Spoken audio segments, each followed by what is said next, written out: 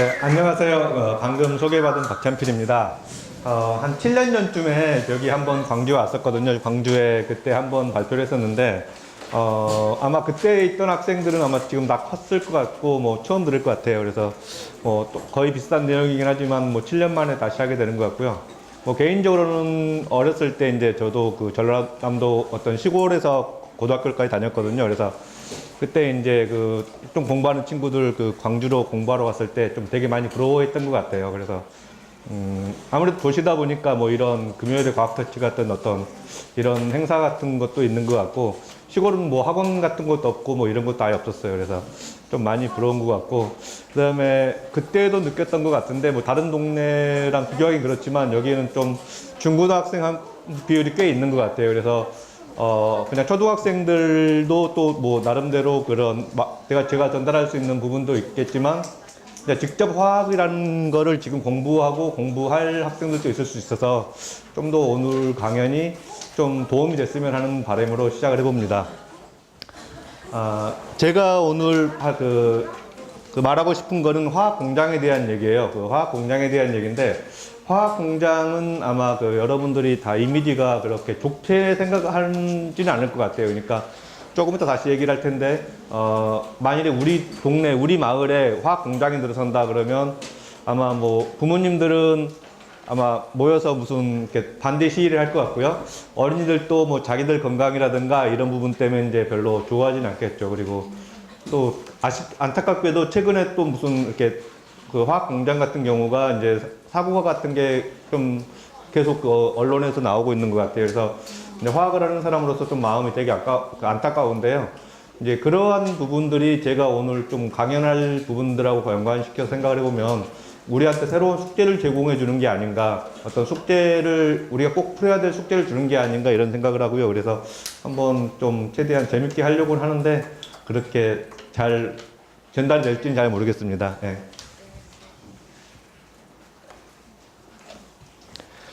그 화학 공장 하기 전에 이제 먼저 화학이라는 걸 잠깐 얘기를 해보면, 요즘에 이제 사람들이 많이 흥미를 갖는 부분이 뭐 요즘에 분자요리라 그래가지고 그 요리를 하는데 어떤 뭐 플라스크를 이용한다든가 아니면 액체 질소를 이용한다든가 그 다음에 뭐 다양한 방법이 있더라고요. 그래서 이제 뭔가 시각적으로도 그 어떤 새로운 부분을 보여줄 수 있고요. 그 다음에 이제 기존의 요리법으로 그 좀 쉽게 접근하지 못했던 방법들을 어떤 접근할 수 있는 방법도 있고요. 그 다음에 이제 그런 부분도 있고요. 이제 뭐 어떤 흥미적인 부분도 있고, 그 다음에 우리가 실질적으로 화학이라는 부분이 꼭 필요한 부분이라고 생각을 할 수 있는 부분인 게, 이제 뭐 아마 뭐 어린이들도 다 알 것 같은 아스피린이라는 물질이 있는데, 이 아스피린이라는 물질이 이제 지금 뭐 한동안 뭐 이슈가 되기도 하고 뭐 논란이 되기도 하고 했던 건데, 그러니까 소염 진통제라 그래가지고 요즘에 이제 또 다른 소염 진통제가 있어가지고 이제 뭐 2위로 물려놨다가 최근엔 또 뇌졸중에도 효과가 있다 해가지고 또 다시 이슈가 된. 그러니까 생각보다 그렇게 복잡하지 않는 구조고요. 그 다음에 대학 들어가면 한 1, 2학년 정도의 학생들이 쉽게 실험해가지고, 그러니까 물론 이제 좀 순도의 문제가 있긴 있어요. 그러니까 뭐 불순물이 들어간다든가 이래서 이제 사람이 직접 먹을 수는 없는데, 그러니까 만약에 정제만 제대로 된다 그러면 자기가 직접 해서 만들어서 먹을 수 있을 정도로 그렇게 간단한 구조임에도 불구하고 뭐 여러 가지 그 의학적인 효능이라든가 이런 부분 다양하고요. 그 외에도 그러니까 우리나라가 뭐 석유 회사들이 많죠. 그러니까 지금은 이름이 많이 바뀌긴 했지만 계속 그 옛날에 그 호남 석유 화학도 있었고요. 이름도 바뀐 것 같은데, 아무튼 여러 개의 뭐 회사가 있는데, 아무튼 정유 회사들도 대부분 이제 화학에 관련된 일을 하고요. 그 다음에 이제 도입되는 부분이니까 왜 이제 우리가 화학에 대한 얘기를 할 텐데, 보통 우리가 말을 하는 게 사람 그 신체 구성하고 있는 거는 뭐 우리가 살이라든가 뭐 뼈라든가 이런 거 있지만, 실질적으로 이제 다 그냥 아주 단위 성분으로 분석을 해보면 물이 70%라는 얘기를 아마 많이 들어봤을 거예요.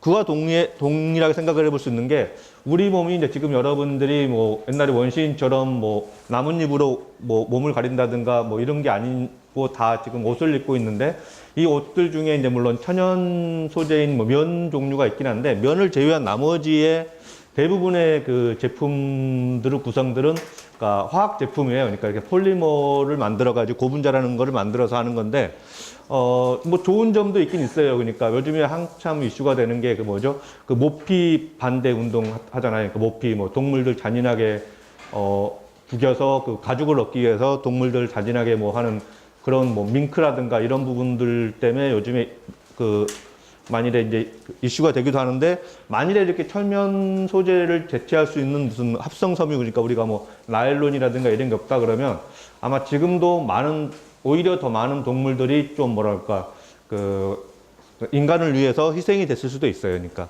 뭐 안경이라든가, 물론 안경도 그 쇠로된 안경도 있긴 하지만 플라스틱으로 만들고요. 그 다음에 안경 알도 우리가 보통 안경이라는 용어를 글래스라고 하지만 그게 유리라는 뜻으로 온 거긴 하지만 그 유리로 되어 있는 건 너무 무겁죠. 너무 무겁고, 그래서 저도 어렸을 때 유리로 된 안경을 썼던 것 같은데 너무 코뼈도 아프고요. 그래서 뭐 오래 쓰기도 힘들었던 것 같은데 요즘엔 훨씬 더 가벼운 이제 플라스틱 소재로 그 안경이 되고 있죠.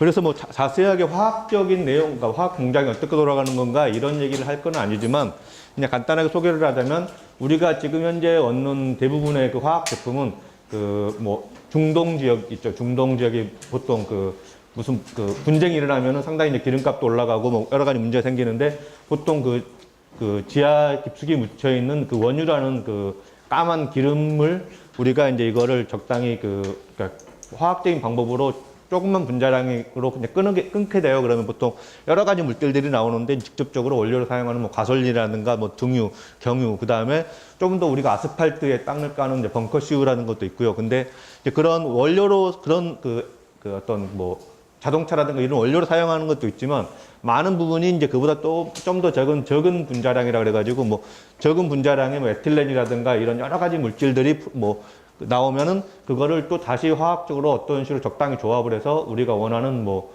고분자를 만든다든가 아니면은 무슨 약을 만든다든가 이제 이렇게 많이 하죠. 그래서 결국은 이제 원유라는 부분이 그 어떤 20세기에 뭐 20세기에 그 문명이 좀 사람이 편리하게 해준 부분이 뭐 컴퓨터라든가 이런 것들도 상당히 많이 영향을 미쳤는데, 기본적으로 사람들한테 먹고 살게 해주는 것 중에 좀 편하게 해준 것 중에 하나가 큰 부분이 이런 그 원유를 이용해서 우리가 옷을 만든다든가 이런 부분이 좀 편리해지면서 이제 좀 우리가 그러니까 쉽게 그 어떤 뭐랄까 여러 가지를 좀 편리한 문명을 우리가 그 어떤 혜택을 누릴 수가 있게 됐습니다. 그래서 이제 화학은 그런 좀 꼭 필요한 부분이에요. 그러니까 어떻게 보면은 우리 집에 가까운 쪽에 화학 공장이 들어서는 건 뭐 모든 사람들이 다 반대할 이유지만, 또 그렇다고 해서 만일에 화학이라는 거를 그러면 우리 동네는 짓지 말고 저기 그냥 사람이 안 사는 무인도에다 짓는다든가 그러면 뭐 그걸 또 운영할 사람도 없을 거니까 그건 문제가 되겠죠. 그래서 결국은 화학은 우리랑 가까이 있으면은 문제를 일으키는 경우도 많지만, 또 우리랑 너무 멀리 있으면 우리가 이제 어떤 그동안에 우리 당연하게 받았던 혜택들을 못 보게 될 가능성이 많다라는 거죠. 그래서 이제 이거 같은 경우는 뭐 약간 그 벗어나는 그 내용이긴 한데, 그 우리가 이제 그 질소라는 거를 보통 여러분들이 직접 그 농사를 짓지 않으니까 잘 모를 텐데, 보통 그러니까 거름이라 그래서 자연 유기농 거름 같은 것도 있지만 뭐 식물 썩힌 거라든가 이런 것도 있지만, 많은 부분이 뭐 그 질소의 그를 포함하고 있는 이렇게 어떤 화학적 비료들을 사용을 해가지고 그 농사를 짓게 되니까 상당히 좀 비중이 높은 게 아시아 쪽이 높긴 높죠. 그래서 아무튼 아시아도 높고 이제 미국 북아메리카 쪽도 높고 하는데, 이런 부분들도 다 화학적 발전이 있었기 때문에 이제 그러니까 어떤 식량 문제도 많이 해결이 됐어요. 그러니까 물론 이제 또 그럼으로 인해서 또 뭐 토양이 황폐화된다든가 이제 그런 문제가 있지만, 결국은 사람이 좀 더 많이 이렇게 그러니까 옛날처럼 식량 문제가 덜 일어날 수 있게 해주는 이유도 이제 상당히 있는 거죠. 근데 이제 좀 더 심각한 얘기를 하자 그러면,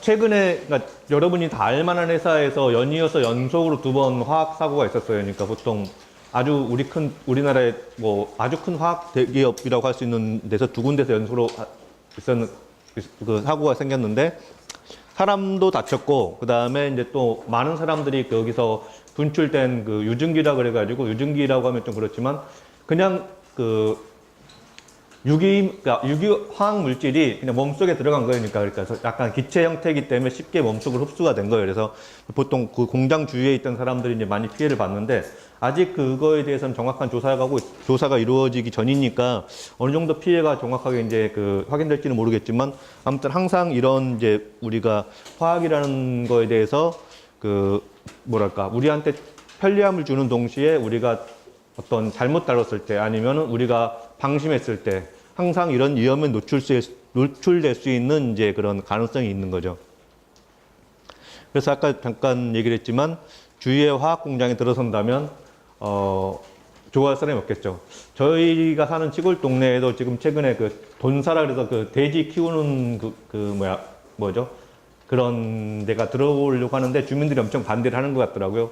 근데 이제 우리가 뭐 돼지고기도 좋아하고 그래서 돼지고기를 먹긴 먹으려면 어떤 그런 축사 같은 거 있어야 되긴 하지만 그게 우리 동네에 오는 거는 보통 사람들이 다 반대를 하죠. 왜냐면 그 축사가 이제 여러 가지 문제를 주잖아요. 냄새 같은 경우라든가 뭐 아니면 환경오염이라든가 이런 문제를 주는데 이제 그런 부분이 결국은 우리가 뗄 수 화학을 꼭 하기도 해야 되지만 어떻게 하면은 그러면 좀 우리 동네에 공장이 들어오더라도 좀 거부감이 없게 할 수 있을까? 그리고 실제로 우리가 어떻게 하면은 좀 사람들한테 그 좀 뭐랄까, 그러니까 피해를 아예 안 줄 수 있을까? 이런 부분에 대해서 이제 고민하는 게 제가 하는 연구입니다.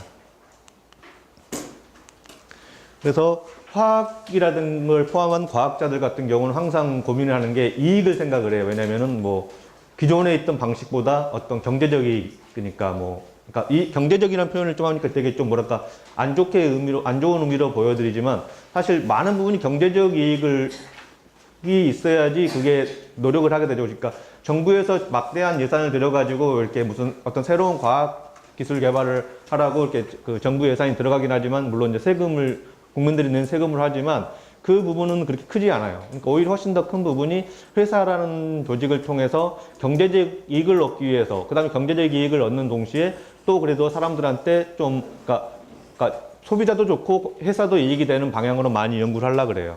이제 그런데 그때 만일에 윤리의식이 없는 경우라 생각을 해본다 그러면 이제 좀 뭐랄까 상당히 위험한 방식으로 경제적 이익만을 극대화하는 방식으로 접근할 수가 있다는 거죠. 그래서 오늘 제가 강연하고자 하는 목적도 여러분이 화학자로서 아니면 과학자로서의 그 어떤 앞으로의 갈 길에 대해서도 좀 고민해야 될 부분이 있어서 얘기를 하는 것도 있지만 일반 만일에 내가 전혀 이쪽으로 가지 않을 사람들 같은 경우도 회사라든가 이런 그 연구하는 사람들에 대해서 감시하는 역할을 해야 돼요. 그래서 감시하는 역할을 하면서 저 사람이 단지 자기들 소수의 몇 명만을 위한 연구를 하고 있는지 아니면 그 연구가 우리한테 어떤 영향을 미칠 건지에 대해서는 최소한 감시하고 어떤 그런 역할을 해줘야 된다는 거죠. 그래서 이제 미래화학이라는 거는, 상당히 이제 녹색이라 그래가지고 좀 한동안 우리나라에서 별로 녹색이라는 말이 좋게 쓰였다가 또 한동안 녹색이라는 말이 좀 안 좋게 쓰였죠. 한동안 녹색이라는 언어가 좀 부정적인 의미도 되긴 됐는데 근본적으로는 녹색이라는 의미가 우리가 좀 더 친환경적인 부분을 고려하자. 친환경 부분을 고려해서 우리가 어떤 과학 기술을 발전시키자 뭐 이런 얘기로 생각을 해본다 그러면 그러니까 영어로는 그린이라고 하는데 이제 우리나라는 그린이 녹색은 아닌 것 같긴 한데 우리나라는 그 녹색으로 번역을 하더라고요. 우리나라 넘어올 때. 그래서 그런 쪽에 대해서 이제 먼저 얘기를 하면서 마지막 부분에 제가 하는 연구에 대해서 좀 더 자세하게 설명을 하도록 하겠습니다. 영어로 뭐 여러 가지 돼 있는데 왜냐면 그게 우리나라에서 처음 주장된 게 아니라 화학을 하는 그 사람들 모임에서 우리가 화학을 어떻게 할 건지에 대해서 옛날부터 많은 고민이 있었어요. 옛날부터 많이 고민이 있다가 그 다음에 이제 2009년 정도 전후해 가지고 그러니까 98년부터 그 시작을 해서 2009년 정도까지 한 10년 이상 정도 막 많은 고민을 해서 이제 어느 정도는 좀 정리가 된 개념이에요. 그래서 우리가 12가지가 있는데 이 12가지 중에 그러니까 모든 거를 만족시키는 어떤 화학 기술도 있고 어떤 그 과학 기술도 있고 그 중에 일부분을 만족시키는 과학 기술도 있고 그렇지만 일단은 우리가 이런 기본적인 그러니까 이익만을 생각하지 말고 어떤 윤리의식 차원에서 이런 12가지를 생각을 하고 화학을 연구해라. 그래서 이제 이거는 그 일반 대중들을 대상으로 한 게 아니라 화학자들을 교육시키기 위한 개념으로 생긴 개념이에요. 그래서 이제 그 중에서 몇 개를 그러니까 12개에 대해서 좀 살펴보도록 하겠습니다. 지금 첫 번째는 이제 그거예요. 우리 동네 화학 공장에 안 들어오면 절대 안 되는 이유 중에 하나가 최근에 계속 많이 문제가 생기는 게 화학 공장에서 그 제품을 개발하고 생산하고 나면 제품은 당연히 팔아야 되니까 절대로 함부로 버리지 않죠. 왜냐하면 자기들 생산하는 제품이니까. 근데 화학 공장에서는 항상 어떤 폐기물이 나와요. 그러니까 잘못 만들어진 그 불순물일 수도 있고 아니면 그 과정에서 사용되었던 그 뭐 폐촉매일 수도 있고 아니면 용매일 수도 있고. 근데 이제 이런 부분이 있어가지고 요즘에는 환경단체라든가 아니면 정부의 환경부에서 하는 역할들이 그러지 못하도록 단속을 해요. 그래서 뭐 그 화학 공장이 있으면 화학 공장의 그 대기를 주기적으로 체크를, 그러니까 검사를 하고요. 화학 성분이 화학 성분이 무슨 이제 노출됐는지에 대해서 계속 수시로 검사를 하고요. 그 다음에 수질 같은 경우도 근처에서 폐수의 뭐 성분 중에 얼마 이상이 나오면은 뭐 바로 공장을 폐쇄한다든가 이런 단속을 하기는 해요. 근데 이제 그러기에는 지금은 우리나라가 좀 많이 그 발전이 돼서 이제 어떤 규제 같은 것도 발전됐고 사회적인 의식도 많이 그 발전이 돼서 그랬는데 우리가 제일 생각하는 과학 선진국이라고 하는 미국조차도 옛날에는 그러지 않았어요. 그러니까 옛날에는 그러지 않은 게 화학회사들이 만들고 나서 쓸모없는 것들은 그걸 처리를 하려면 돈이 들거든요. 어떤 식으로 뭐 정상적인 방법을 통해서 하려면 처리하려면 돈이 드는데 그게 우리가 그냥 쓰레기를 종량제 봉투에다 넣어서 버리는 게 아니라 그냥 만일에 쓰레기를 여러분 야산이라든가 이런 데 갔다가 그냥 아무거나 버려버리는 정도로 생각해 보면은 여러분이 버리는 쓰레기를 만약 야산에 버린다 그러면 그 정도는 좀 보기 안 좋다? 이 정도로 끝날 가능성이 많아요. 보기 안 좋은 정도. 다른 사람들한테 눈살을 찌푸릴 정도로 많았는데 화학 공장들이 옛날에는 어떻겠냐 그러면 이 나온 것들을 밖에 나오면은 이게 문제가 되니까 땅을 파가지고 거기다가 묻어버려요. 그러니까 뭐 요즘에 뭐 건설 폐자재 같은 것도 많이 걸리기도 하던데 그러니까 그냥 뭐 불삭기로 땅을 판 다음에 그거를 한참 판 다음에 거기다 묻어버리고 흙을 덮어버리면 이게 이제 그냥 아주 큰 양이 아닌 이상은 걸리지 않고 넘어갈 수 있는 거죠. 그런 사건이 미국에서 있었던 게 뭐 여러분이 나이아가라 하면 나이아가라 폭포를 먼저 생각할 텐데 나이아가라는 시가 있는데 그 시에 있는 한 화학회사가 그 제품을 만들고 나서 이제 어떤 뭐랄까 어떤 폐기물들이 많이 나온 거예요. 그랬는데 그때 하필 이제 이걸 어떻게 처리하고 할까 고민하고 있었는데 그쪽에 이제 우리나라처럼 운하를 만들려고 나이아라 근처에다 운하를 만들려고 했던 시도가 있었나 봐요. 그러니까 그래서 운하를 만들려고 땅을 길게 팠어요. 길게 팠는데 그 땅이 이제 별로 그 운하를 만들려고 했더니 처음에 개발업자가 땅을 팠는데 별로 이게 경제적 이득이 없는 거예요. 운하를 만들었더니. 그래서 그 땅에다 어떻게 했냐 그러면 그 화학회사 그 땅을 사가지고 거기다가 다 폐기물을 버리고 다시 운하를 메꿔버렸어요. 그러니까. 그리고 이제 아무도 모르게 지나갔죠. 아무도 모르게 지나갔는데 나중에 그 땅을 이제 시에서 필요하니까 좀 니들한테 팔아라 그랬더니 그 화학회사에서는 자기들이 한 일이 있으니까 자기들이 저지른 나쁜 짓이 있으니까 이제 찜찜하니까 안 팔았어요. 그러니까 안 팔았는데 그러니까 시에서 너무 돈이 없으니까 좀 팔아라 그랬더니 그러면은 회사에서 저 화학회사에서 그럼 단 1달러 의무적인 거죠. 그러니까 1달러라는 건 무상으로 준 거잖아요. 그러니까 1달러만 받고 그 땅을 제공을 해줬어요. 그랬더니 이제 그 시에서 그 학교에다가 학교를 지었거든요. 학교를 지었는데 그게 어떻게 됐겠어요? 그러니까 처음에는 몰랐는데 그 묻어놨던 화학 그 성분들이 조금씩 계속 올라왔겠죠. 그래서 상당히 많은 학생들이 뭐랄까 원인 모르는 난치병 이런 게 걸렸어요. 그래서 나중에 조사해봤더니 이제 그런 일이 있었던 거죠. 그래서 그렇게 해야 되면 안 되겠다라는 거고요.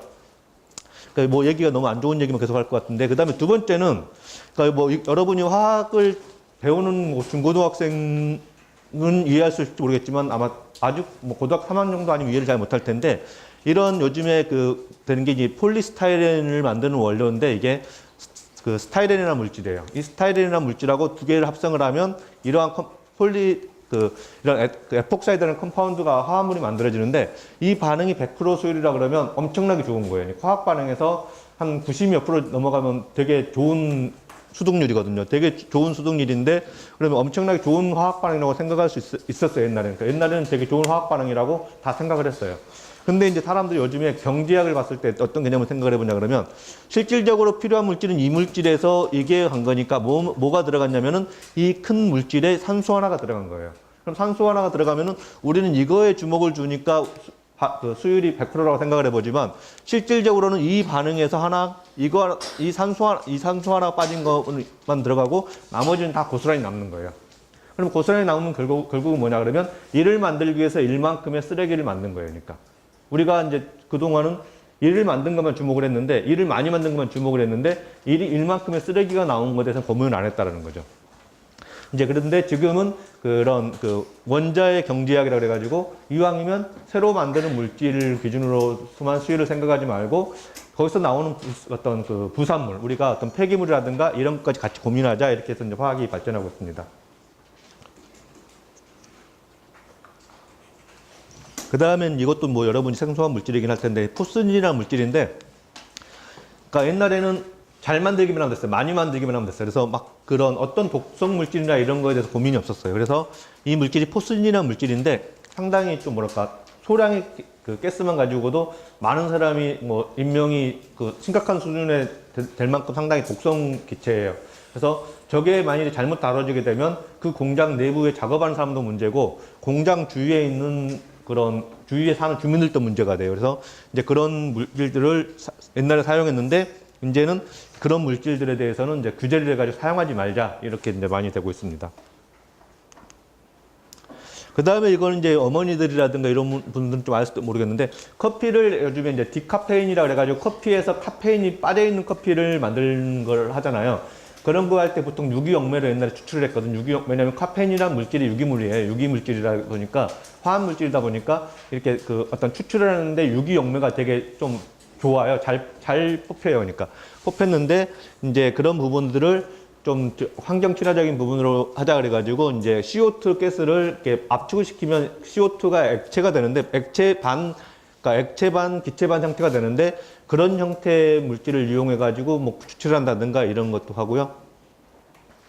그 다음에 또 하나는 뭐냐면 그 배에다가 페인트 칠을 하는데, 페인트에 그 배가 다니면은 그러니까 바다에 뭐 보통 몇 년씩 담겨 있다 보니까 보통 회초리라든가 뭐 불, 따개비 막 이런 게 많이 붙거든요. 그러면은 배가 이제 부식이 되기도 하고 배가 움직이는데 그 마찰력이 커져가지고 배가 잘 안 움직이게 돼요. 그래서 보통 페인트를 거의 뭐 몇 센치 두께로 바르거든요. 이렇게 1, 2cm 정도가 아니라 센치 단위로 발라요. 그래서 페인트가 점점 조금씩 벗겨지더라도 괜찮게 하는데, 옛날에는 그런 독성 물질을 많이 발랐는데, 독성 물질을 발랐더니 이제 해양 생태계 오염되더라 해가지고 요즘에는 그런 독성 물질을 못 바르게 하고 페인트를 바르긴 바르더라도 독성이 없는 물질로만 바르게 해요. 그러면은 옛날보다는 훨씬 많은 그러니까 페인트 비용이 비싸졌지만 그래도 여전히 그런 이제 안 되는 부분은 안 된다 해가지고 규제가 전 세계적으로 규제가 많이 되고 있어요.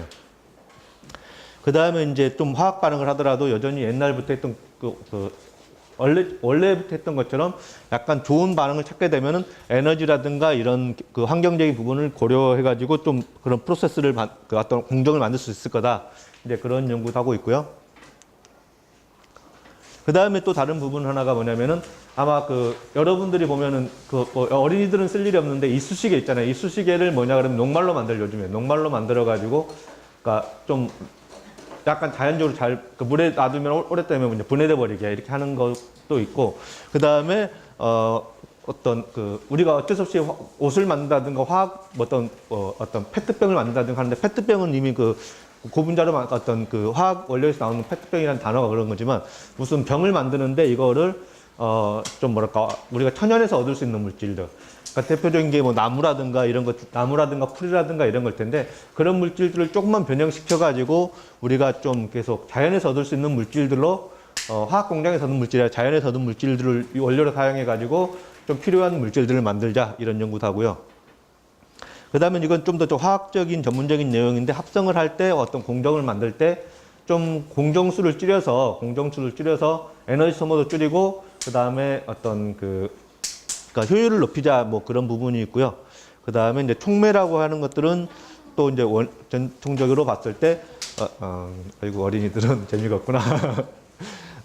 그래서 좀 그러니까 에너지를 덜 쓰는 어떤, 그러니까 촉매라는 게 뭐냐 그러면 화학 반응이 잘 가게 해주는 거예요. 잘 가게 해주는 건데, 화학 반응이 잘 가도록 계속 이제 촉매 개발들이 되고 있습니다.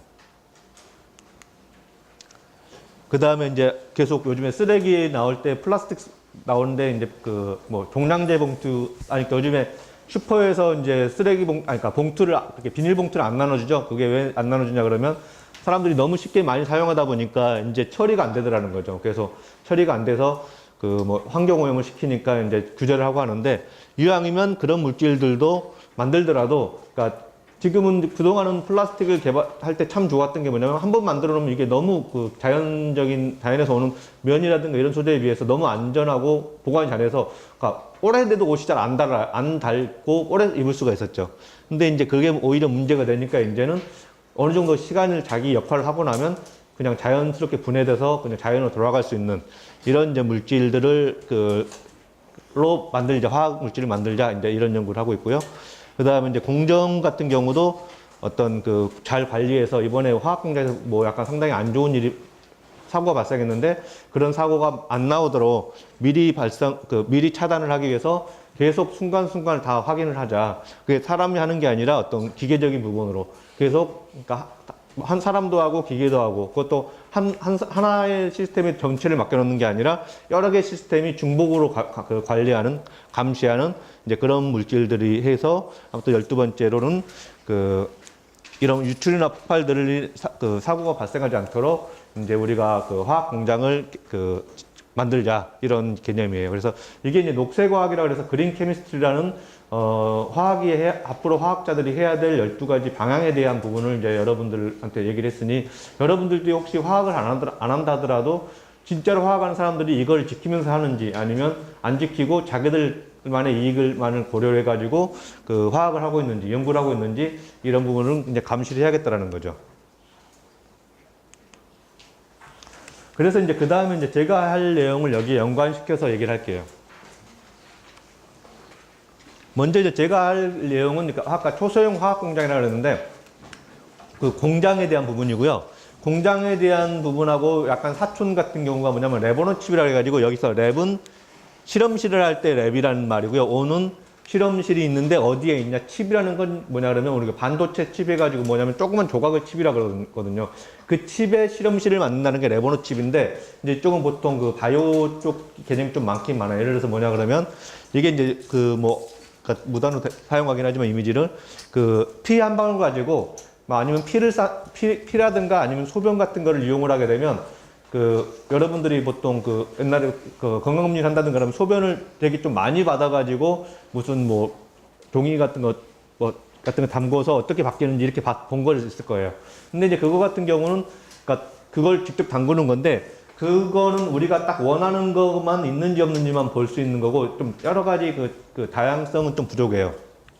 근데 요즘에 이제 많이 있는 게 당뇨병은 바로 이렇게 당뇨량 체크가 당뇨병 같은 경우 바로 이렇게 있는 사람들은 바로바로 진단할 수 있는 것도 있지만 그 외에도 이렇게 암을 진단한다든가 아니면은 무슨 뭐랄까 그러니까 여러 가지 우리 몸에서 일어날 수 있는 변화들을 우리 몸에서 어떤 변화가 생기면은 어떤 변화 부작용으로 인해서 생성된 물질이 있고 기존보다 많이 생성되는 물질이 있고 덜 생성되는 물질이 막 이런 게 있어요. 그래서 그게 메타볼로믹스라는 그런 부분인데 어떤 그런 물질들을 추적을 하면 우리 몸에서 무슨 변화가 있는지 어떤 변형이 생겼는지 무슨 문제가 있는지를 알 수 있어요. 그래서 그런 걸 하기 위해서 피 한 방울만 넣으면 피에 있는 성분들을 자기가 알아서 직접 다 분리를 하고 분리돼 가지고 그 중에서 무슨 성분이 증가됐다, 무슨 성분이 떨어졌다 이런 부분들을 체크할 수 있는 연구가 많이 되고 있는데 이제 그런 게 랩오너 칩이고요.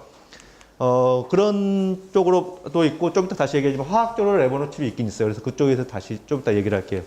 그래서 이제 그런 걸 하기 위해서 보통 복잡하게 만드는데 이렇게 칩이라는 데다가 그 안에다가 어떤 여러 가지 자기가 원하는 기능을 가지도록 어떤 패터닝을 해요. 패터닝을 한다는 게 어떤 모양을 만들어요. 모양을 만드는데 보통 큰 거는 사람 손만 한 것도 있고요. 작은 거는 사람 엄지 정도 크기부터 사람 손 정도 크기까지 있고 다양한 용도로 이제 그에 맞는 용도로 그때마다 이제 개발되고 있는데 이제 그런 디자인을 하는 거를 하면은 자기 원하는 거를 이제 얻을 수 있다라는 거죠.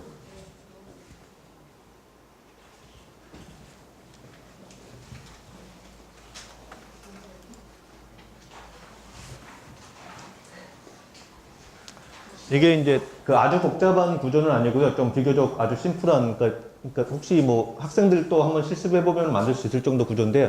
이 구조, 이게 지금 그러니까 검지 한 2마디 정도 되는 가로, 세로 정도 크기거든요. 거기에, 여기 안에 부분은 지금 그러니까 검지의 손톱만큼 정도의 사진이고요. 그 전체가 이제 검지의 2마디 정도 되는 크기예요. 그래서 뭐냐 그러면 저렇게 조그만 데다가 정밀하게 제어를 해서 A하고 B하고 섞고 B하고 C하고 섞고 A하고 A 10개에다가 B를 5개 넣을 건지 A 10개에다가 B를 1개 넣을 건지 아니면 이번에는 안 넣을 건지 결정을 해가지고 아까 하나의 드랍들이 다 다른 화학 반응이 일어나도록 그렇게 조절할 수가 있어요. 그러니까 하나하나가 그래서 우리가 화학을 하면 많이 만든다는 생각을 할 수도 있지만 사실은 우리가 무슨 이게 괜찮은지 안 괜찮은지 시험을 하기 위해서는 많이 만들 필요가 없거든요. 많이 만드는 게 아니라 그냥 이게 괜찮은지 안 괜찮은지는 진짜 조금만 만들면은 그만큼 쓸모없는 양이 없을 수도 있으니까 아주 적게 만들 수도 있는데 저렇게 하게 되면은 이제 그 양을 최소화해서 만들 수가 있게 되죠. 그래서 아까 레버노칩의 이제 바이오 쪽만 얘기를 했는데 화학 쪽 얘기를 하자면은 일반적으로 이제 화학하는 사람들이 이렇게 어떤 실험실이 있으면 실험실에는 이거를 막 두 개를 섞어가지고 합성하는 사람이 있고요. 그 다음에 또 기계의 도움을 받아야 되지만 그 중에서 우리가 순수하게 우리가 원하는 물질만을 뭐 추출한다든가 분리한다든가 이런 일을 하는 사람이 있고요.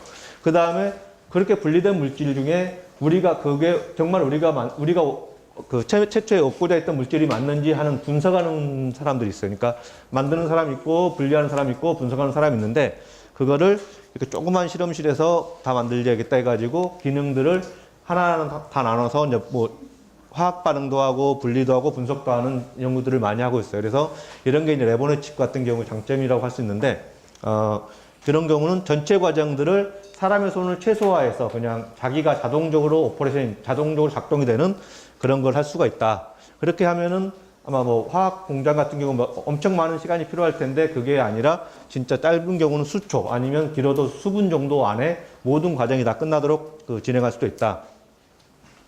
그 다음에 이제 아까 좀 전에 봤던 것처럼 많이 만들 필요가 없이 아주 우리가 꼭 필요한 양, 뭐 우리가 진짜 요즘에 분석 기술 좋아가지고 이게 성분 효과가 있는지 없는지, 그래서 우리가 신약 개발을 한다 그러면 신약 개발을 할 때 뭐 나중에 그 사람이나 동물 대상으로 할 때는 양이 많이 필요한데 사실은 그게 어느 정도 효과가 있을 때까지 거기까지 가는 거지 그 전에는 아주 진짜 적은 뭐 여러분이 아는 마이크로 단위라고 해야 되나 마이크로그램만 있어도 될 수도 있어요. 그러니까 마이크로그램만 있어도 그게 효과가 있는지 없는지를 확인할 수 있거든요. 그런데 우리가 마이크로그램만 있으면 되는데 사람 손으로 마이크로그램을 만들 수는 없어요. 그러니까 사람 손으로 마이크로그램을 만들려고 그러면은 그러니까 우리가 정밀한 부분은 기계의 도움을 받아야지 사람이 하면 더 많이 틀리거든요.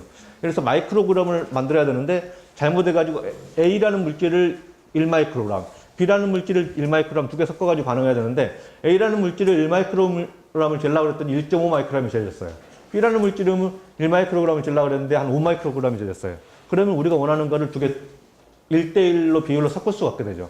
근데 이제 그런 거는 기계가 훨씬 잘한다는 거죠. 사람보다 하는 것보다는. 그래서 이제 그런 부분을 하기 위해서 그 레버노칩이라든가 이런 걸 이용을 하게 되면 훨씬 더 쉽게 된다는 거고요.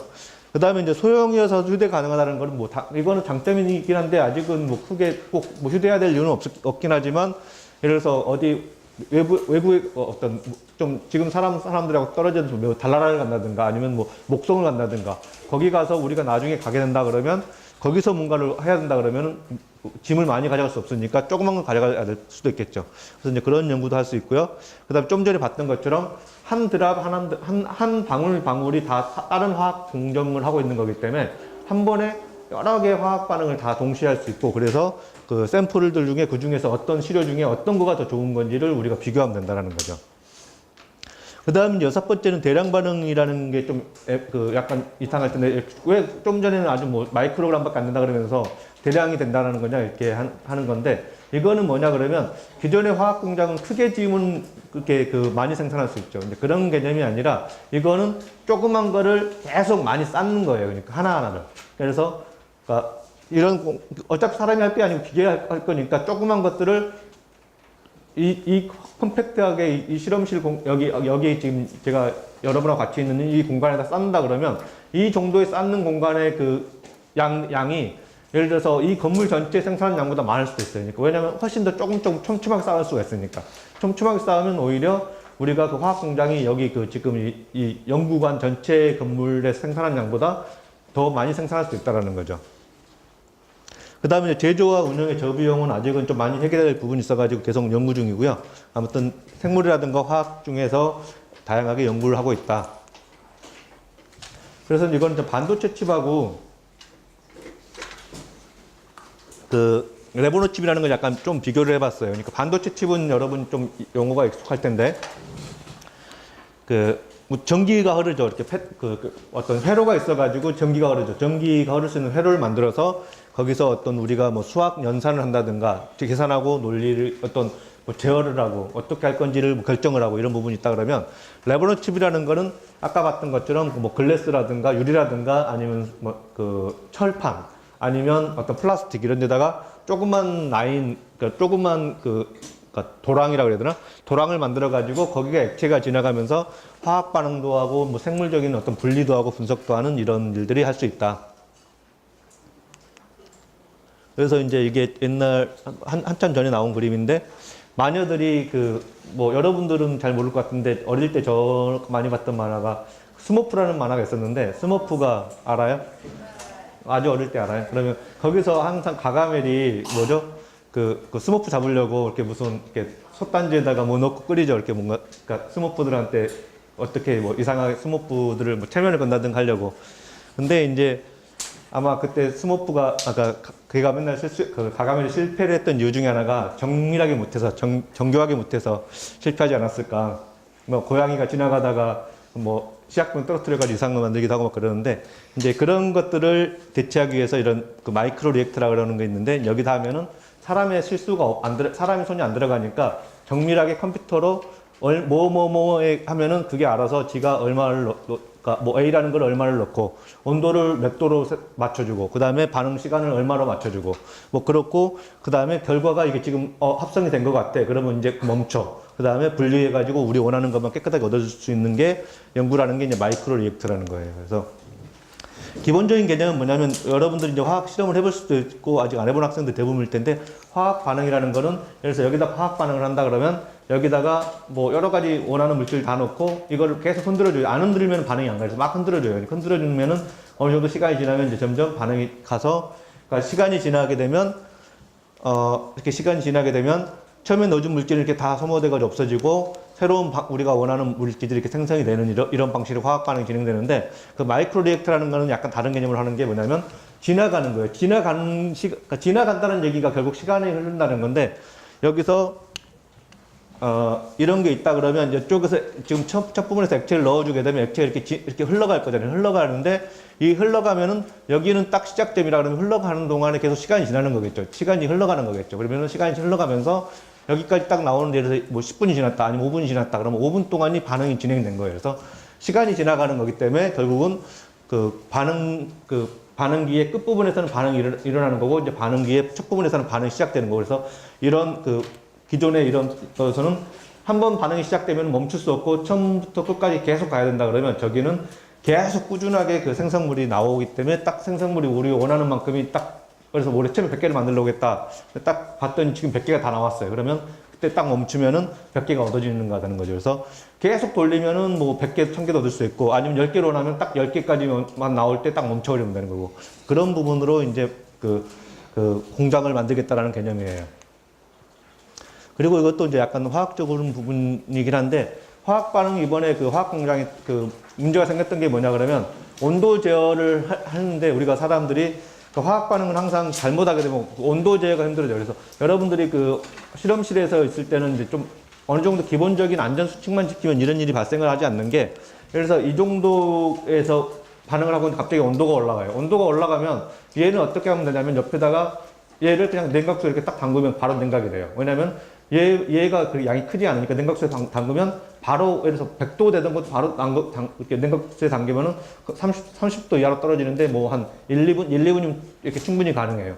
근데 화학 공장에서 그게 안 되는 게 적으면은 뭐 한 100리터 정도 되고요. 크면은 톤 단위예요. 그러니까 막 10톤 정도 되면은 이게 갑자기 무슨 이상한 반응이 일어나가지고 이렇게 반응의 온도가 올라가면은 이거를 냉각시킬 수 있는 방법이 없어요. 냉각시킬 수 있는 방법이 없기 때문에 그럴 때는 빨리 그 밸브를 열어가지고 걔를 다 이렇게 밖으로 쏟아버리거든요. 쏟아버리면은 그때 이제 막 열들도 발생하는 것들이 다 공장에 퍼질 수가 있는 거죠. 그래서 이제 그런 위험이 항상 있기 때문에 이게 열섬이라고 하는데 열섬들이 항상 화학 반응에서 발생할 수 있는데 이런 거는 반응기는 워낙 조그마다 보니까 열섬이 발생할 수가 없어요. 왜냐면 열섬이 발생하는 순간 바로 열이 다 사방으로 다 분산돼 버리기 때문에 그래서 항상 온도가 일정할 수 있다라는 거고 이거는 그다음에 이제 화학 반응을 할 때 우리가 이제 아까 말했던 이런 위험한 요소들을 없어가지고 그 화학 반응이라는 게 결국은 뭐냐 그러면 A하고 B하고 섞은다 해서 무조건 C가 나오는 게 아니라 A하고 B하고 섞으면 어떨 때는 C가 나오고 어떨 때는 D가 나오고 어떨 때는 E가 나오고 그 조건에 따라서 다른 물질이 나오거든요. 그럼 우리가 C를 원하는데 D가 나오면 안 될 거고 D를 원하는데 E가 나오면 안 되겠죠. 근데 그러려면 정확하게 딱 그 맞는 조건을 맞춰줘야 되는데 그 조건을 맞추지 못해서 이런 화학 공장에서는 우리가 원했던 게 아닌 엉뚱한 게 나오는데 그런 부분들을 정확하게 이제 합성할 수 있다라는 얘기를 해요. 그러니까 무슨 얘기를 해줘야 좀 학생들이 좀 더 재밌을까? 근데 그래도 좀 덜 당황스러운 게 한 재작년에 했을 때는 절반 정도가 초등학생이더라고요. 절반 정도가 초등학생이어가지고 좀 난감했는데 여기는 좀 중학생도 많은 것 같아요. 그러니까 고등학생은 잘 모르겠고. 예. 그 아저씨 그 딸도 초등학생이야. 근데 아저씨 딸도 별로 재미없어요. 아빠가 얘기하면. 그러니까 우리 딸애한테도 가끔 이제 뭐 하고 싶냐 그러면은 뭐 저 개인적으로는 그러니까 수학을 하고 싶대요. 수학을 하고 싶다 그러는데 모르겠어. 그냥 화학보다는 수학이 좀 나은 것 같기도 하고요. 그러니까 과학, 그러니까 그 아저씨 딸은 과학은 별로 안 좋아하는 것 같아. 음악을 한다는데 음악은 잘 모르겠다. 음악은 재능이 있어야 되는 것 같은데 그건 아닌 것 같고. 아무튼 그래서 화학 공장에 이제 만드는 거를 우리나라만 하는 게 아니라 우리보다 훨씬 더 화학 공장이 그 발전이 많이 되어 있는 나라가 어디냐면 미국하고 대표적인 나라가 독일이에요. 그러니까 미국하고 독일 같은 경우는 학교를 중심으로 연구하고 있는 게 아니라 회사에서 하는 여러분들이 다 알만한 뭐 듀퐁이라든가 이런 회사에서 거의 20년 전부터 계속 이런 화학 공장을 마이크로 리액터를 이용해 가지고 만들자. 왜냐하면 위험성도 있고 이런 부분을 줄이기 위해서 화학 공장을 만들자. 그래서 이게 아마 듀퐁에서 나오는 모델일 거예요. 듀퐁에서 실제로 그 생산해서 팔고 있는. 근데 최근에 뭔가 이거를 한번 실제로 우리가 실험실에서 만들고 있는 건 되게 조그만 거 만들고 있거든요. 조그만 거 만드는 거 말고 좀 큰 거 사용해 가지고 해보자 그랬더니 이거 조그만데 얼마에 팔 것 같아요? 1억? 대충 맞았어요. 1억에서 2억 정도에 팔아요. 그러니까 조그만 건데 이제 자기들이 먼저 시작을 해서 기술들이 노하우가 있겠죠. 그래서 그 정도에 팔아요. 그래서 실제로 만일 이걸 만든다 그러면 뭐 특허권이 없고 특허권하고 상관없이 이걸 만든다 그러면 한 1,000만 원이면 만들 수 있을 것 같아요. 1,000만 원이면 만들 수 있을 것 같은데 결국은 이제 자기네들이 생산해서 이미 검증된 거고 특허권도 많이 여러 가지 걸려 있을 거고 그러다 보니까 함부로 만들 수는 없죠. 그러니까 함부로 만들 수는 없으니까 뭐 진짜 1,000만 원이면 만들 수 있을 거를 이제 1억 정도에 팔고 있는 것 같아요. 그러니까 1억 이상에 팔고 있어요. 1억 밑으로는 거의 없어요. 그래서 이제 간단하게 하자면 아까 계속 얘기했지만 열 전달이 빨라서 위험성이 별로 없다. 그다음에 그러니까 두 개를 섞거나든가 뭐 분리할 때 빨리 할 수 있다라는 거고요. 표면적인 없다라는 얘기는 좀 이따 다시 얘기를 하겠지만 어떤 이상한 반응이라 해서 뭐 기체라든가 액체라든가 고체라든가 서로 안 섞이는 물질들 반응할 때 되게 편리해요. 그래서 아무튼 열 전달, 물질 전달이 빠르다. 그래서 이건 실질적으로 그 사람들에 있는 공장에 일부를 자기들 공장을 자랑하려고 일부를 보여준 거예요. 그러니까 이게 전체로 구성되어 있고 자세히 보면 이게 하나하나가 있는데 이 하나하나가 공장이에요. 하나하나가 공장이고 실질적으로 저렇게 생산을 하려고 하고 있는 거고 전체를 공개 안 했지만 일부만 공개한 거지만 저거를 하는데 저게 규모가 점점 그러니까 이건 조그맣게 보이지만 아마 이거 하나가 이 칠판 기준으로 이만큼일 텐데 이게 이런 게 이 공간을 가득 채운다 생각을 하면 엄청나게 많은 생산을 할 수도 있어요. 그리고 실제로 우리나라에서도 그 대기업이라든가 제약회사에서는 많이 연구를 하고 있는데 아직은 그 어떤 상용화는 아닌 것 같고 연구를 하고 있고 그걸로 제품을 생산하는 건 아직 그러니까 제가 아는 범위 내에서는 생산까지는 잘 모르겠는데 연구는 거의 뭐 한 우리나라도 10년 이상 연구를 꾸준히 하고 있습니다. 그러니까 일단 대기업에서도요. 그래서 만드는 과정을 간단하게 좀 뭐 소개를 하자면은 이것도 이제 좀 그러니까 실습을 해볼 수도 있는데 그래서 지금 학생이 너무 많으니까 실습을 못 하겠지만 뭐 간단해요. 그러니까 뭐냐 그러면은 여러분이 그 반도체 공정에서 뭐 포토레지스트에서 이렇게 빛을 쪼이면 어떤 모양을 만들어진다는 거 배웠을 거예요. 그래서 그런 공정하고 거의 비슷해 가지고 빛을 쪼이면 어떤 모양을 만들어 가지고 거기다 고분자를 부어서 아까 그 이미지로 잠깐 보여드렸나? 뭐 이런 거를 만들 수 있어요. 그러니까 실험실에서 뭐 한두 시간 배우면 이런 거 만드는 데는 그렇게 어렵지는 않아요. 한두 시간 정도 배우면 이런 거 만들 수도 있어요. 그래서 이제 그 다음에 제가 뭐 생각보다 시간이 많이 흘렀는데, 제가 하는 연구를 간단하게 소개를 하면서 이제 다 할 수는 없고요. 그 중에서 좀 뭐랄까, 그러니까 아까 말했던 계속 우리가 화학 공장을 어떻게 운영할 건지, 어떻게 하는 게 안전할 건지에 대한 고민을 하고 연구를 한다고 했는데, 그 부분에 대한 부분을 몇 가지만 좀 얘기를 할게요. 이거는 뭐냐 그러면, 아까는 그 반응기가 하나가 이 정도 크기였죠. 이 정도 크기는 이만큼인데 두께는 얼마냐면 또 두께도 이만큼이에요. 그러니까 반응기 하나가 크기가 이만큼이고 두께가 이만큼인데, 이거는 지금 뭐 유리라든가 이런 걸로 만들어졌거든요. 그러니까 이만큼의 두께거든요. 근데 그게 아니라 고분자로 만들면, 이게 지금 보면 이렇게 고분자로 만들어가지고 이게 지금 두께가 다 합쳐서 1mm가 안 되거든요. 1mm가 안 돼서 지금 이제 이런 들어가는 부분들이 뾰족 튀어나와 있는데, 이거는 집적하면은 다 같이 붙이면 저런 부분 생략할 수 있거든요. 그래서 저렇게 만들면은 이렇게 아까 봤던 것처럼 이만큼을 쌓는 것보다는, 그러니까 이만큼의 두께로 쌓는 것보다는 훨씬 더 얇은 두께로, 그래서 뭐 한 1mm 미만의 두께로 쌓으면은 훨씬 더 좁은 공간에다 많이 쌓을 수 있겠죠. 그래서 그런 연구도 했었고요. 그 다음에 이거는 또 뭐냐 그러면, 액체하고 기체는 기본적으로 물론 여러분이 뭐 많이 먹는 청량음료에는 이산화탄소라는 거를 이렇게 물에다 녹이면 여러분이 톡 쏘는 맛이 느껴지는 그런 게 탄산음료가 만들어지는데, 그 탄산음료를 보면은 여러분이 딱 뚜껑을 따면 무조건 소리가 나죠. 만약에 뚜껑이 이렇게 안 난다? 그거는 김 빠진 콜라거나 이런 음료수죠. 그거는 왜 그러냐면은 억지로 거기다가 압력을 가해서 이산화탄소가 못 빠져나오도록 이렇게 누르고 있어요. 그러니까 병마개가 막고 있는 거예요. 근데 이제 병마개를 딱 뜯어버리면 다 이산화탄소 같은 경우가 아주 소량 말고는 다 빠져나와 버리는 거죠. 그래서 온도가 낮으면은 그래도 좀 많이 녹아 있고, 온도가 높으면 더 많이 빠져나와 버리죠. 만일 흔들기라도 하면 이제 액체가 다 완전히 이렇게 분출돼 버리고 그러죠. 그래서 그거는 뭐냐면, 기체하고 액체하고는 기본적으로 잘 안 섞이려고 하고, 기체가 액체보다 가벼우니까 위에 떠 있으려고 하는데, 억지로 액체에다가 넣어준 거거든요.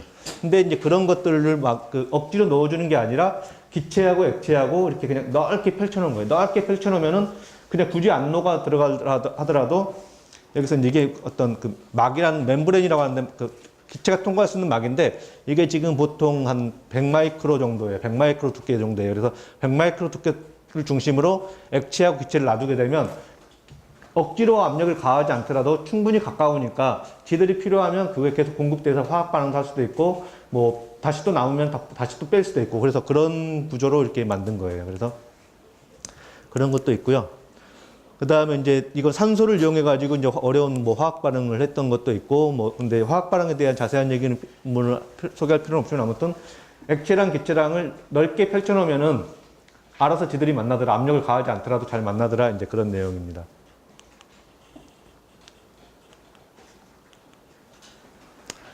그 다음에 이제 이것도 이제 화학을 하는데, 이제 페놀이란 유도체인데, 이거를 이제 그런 화학 공정으로 마이크로 리액터라는 걸 초소형 화학 공장에서 만들면 훨씬 더 좋은 수율로 만들어진더라, 이런 문제고요. 그래서 기존에는 액체에서 기체가 잘 못 들어가니까 화학 반응이 안 일어났던 거를 화학 반응을 잘 일어나더라, 이제 이런 내용이고, 뭐 이거에 대한 거는 넘어가고요. 그 다음에 아까 제가 말씀드렸던 건데, 이제 기존의 원유라는 석유에서 우리가 화학 물질을 추출해가지고 그걸 이용하는 화학 반응이 어느 정도 한계가 있으니, 이제는 자연계에 있는 물질로 어떤 우리가 필요한 물질을 만들자라는 건데, 이게 뭐 마른 메틸 올리에이트라고 어렵게 썼지만, 이게 뭐냐면 콩기름이에요, 콩기름. 콩기름 같은 경우도 우리가 보통 식용으로만 사용을 하는데, 콩기름 같은 경우도 적당히 분해를 하면은 우리가 원하는 물질로 만들 수가 있는데, 그 콩기름을 분해하는 과정에서 별로 수율도 안 좋고, 그 다음에 또 아까 여전히 마찬가지로 콩기름을 분해를 하려고 그러면 기체를 써야 되는데, 사용하는 기체가 콩기름이 잘 안 녹아요. 그냥 잘 안 녹아서 그러니까 아주 원래 녹아든다면 화학 반응이 빨리 들 텐데, 예를 들어서 콩기름이 이만큼 있고 화학 반응이 들어가면 100개가 들어가면 100개가 생기는데, 이 하나씩 들어가니까, 순서대로 들어가니까 이게 100개만큼 들어가는 시간이 걸릴 거잖아요. 100개만큼 들어가는 시간이 걸리니까 화학 반응 시간이 되게 길어졌는데, 이거를 100개를 한꺼번에 넣어주는 게 아니라 콩기름을 넓게 그냥 펼쳐놓고 거기를 그냥 기체로 채워주는 거예요. 그러면은 콩기름이 발라진 액체 이런 표면에다가 기체가 바로바로 접근을 해가지고 화학 반응이 동시다발적으로 일어날 수 있다는 개념으로 이제 했던 연구가 되겠고요. 그다음에 또 빛을 쪼이는 화학 반응 같은 것도 마찬가지예요. 그러니까 빛을 쪼이는 화학 반응이 그러니까 뭐 여러분들이 간단한 생각을 해보면은 태양빛이 있으면은 바닷물이 이렇게 뭐 파란색이 빛날 텐데 바다에 아주 깊어지는 데서 바다가 깊어지면 깊어질수록 안 보이죠. 그런 이유는 뭐냐면 바닷물을 햇빛이 들어가면 바닷물이 흡수해버리는 것도 있고 거기에 있는 불순물이라든가 뭐 흙탕물이라든가 이런 게 빛을 막아버리기 때문에 빛이 밑으로 못 들어가잖아요. 그래서 그러면 위에는 바다가 있으면 바닷물에 가장 위에는 그 빛을 많이 받고 밑에는 조금 받고 이렇게 되면은 많이 받는 데랑 조금 받는 데랑 차이가 생기면 화학 반응이 차이가 생겨요. 그러니까 그러니까 많이 받으면은 그러니까 똑같이 많이 받으면은 빛을 줄이면 되고 똑같이 못 받으면 빛을 세게 하면 되는데 위에서 세게 해버리면 위에는 뭐 엄청나게 많은 빛을 받으니까 이상한 반응이 일어나고 또 밑에까지 빛이 전달이 안 되니까 화학 반응이 아니라고 그러는데 그게 아니라 얇게 만들어가지고 빛을 딱 우리가 필요한 양만큼만 줘서 이상한 반응도 안 가고 이상한 뭐 물질도 안 만들어지고 그 다음에 또 반응은 잘 가도록 조절해가지고 한 게 이제 이게 그 말라리아인데 뭐 말라리아 예방약에 말라리아 예방약을 만드는 이제 공정도 연구를 했었습니다. 뭐 이거는 간단하게 하면 화학 반응으로 뭐 이상한 화학 반응으로 잘 안 만들어지는 화학 반응 물질도 만들었고요.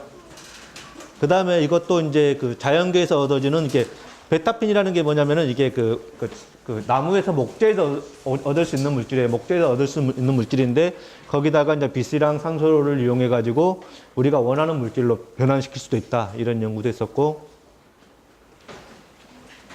그 다음에 이제 그 중에서도 우리가 그냥 그전에는 계속 무슨 그러니까 어떤 인공적인 빛을 쪼여가지고 화학 반응을 했는데 인공적인 빛을 통한 화학 반응이 아니라 그냥 태양이 맑은 날 그 오목 렌즈나 볼록 렌즈 그 렌즈를 해가지고 빛을 좀 한 군데다 모은 다음에 그 빛으로 화학 반응을 했더니 화학 반응이 되더라 이런 얘기도 했었어요.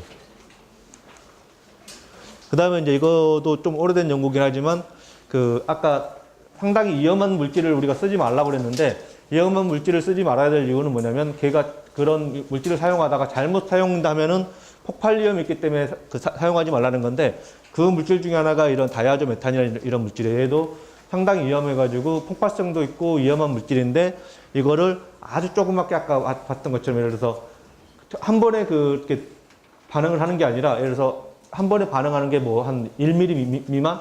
1mm 미만으로 반응한다 그러면 그런 반응기가 100개 있다 그러면 100개의 반응기가 동시에 문제가 생길 일은 없을 거잖아요. 하나가 문제 생기면 99개 동시에 들어갈 거고 하나가 생긴 반응기는 바로 멈춰버리면 되니까 이제 그런 개념으로 했던 게 이제 이 연구예요. 그래서 아주 위험한 기체를 사용해서도 화학 반응을 우리가 안전하게 할 수 있더라. 이제 이런 연구도 했었고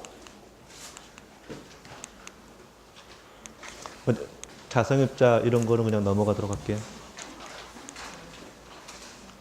그 다음에 이제 이것도 마찬가지로 자연계에서 얻을 수 있는 물질을, 그러니까 화학적인 그 변화를 하는데, 그 화학 공정을 하는데, 우리가 그냥 기존의 플라스크나 이런 게 아니라 마이크로 리액터라는 거를 이용해서 초소형 화학 공장이라는 개념으로 물질을 만들자, 이런 것도 있었고요. 네.